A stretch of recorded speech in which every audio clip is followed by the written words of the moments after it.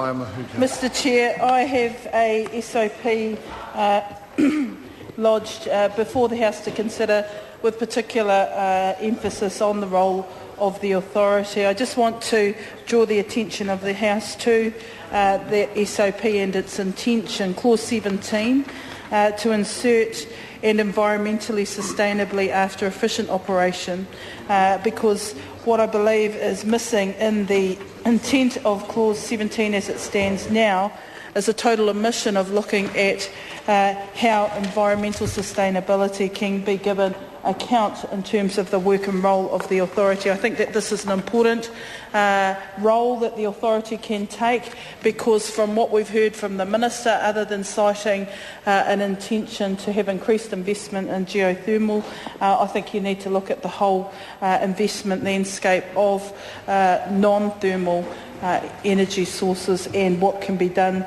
in terms of leadership in that area. So I believe that by including that, it will be a positive signal by the government of leadership that you're looking at the whole integrated way in which energy is generated from mainly non-renewable sources. That's certainly my intention going forward. Then there is Clause 18 and an inclusion to the functions of the authority, Clause 6, Clause 18(1)(k), to ensure that electricity is produced and delivered to all classes of consumers in a fair manner.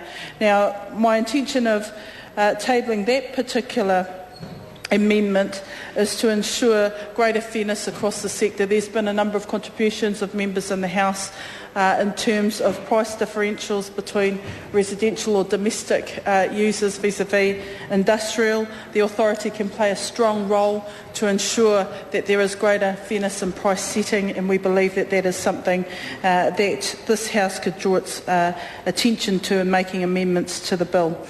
Then I've made a suggestion for another inclusion to undertake monitoring of environmental impacts of electricity generation and ensure that an environmentally sustainable approach is taken in the development of electricity generation. That in part refers to the point that I made earlier. I think when we think about how energy is generated in our country, there's far too much reliance on the thermal generation landscape.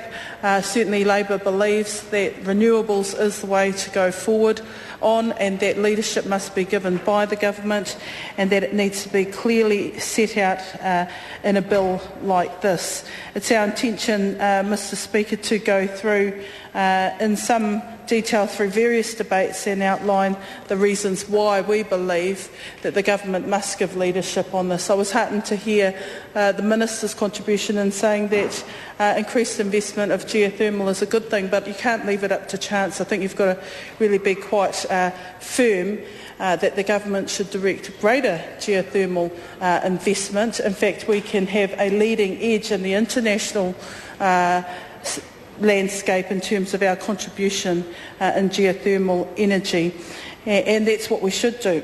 But more importantly, in terms of our natural resources, we can have a key role to play in increasing our commitment to renewable energy generation and leading-edge technology in this area.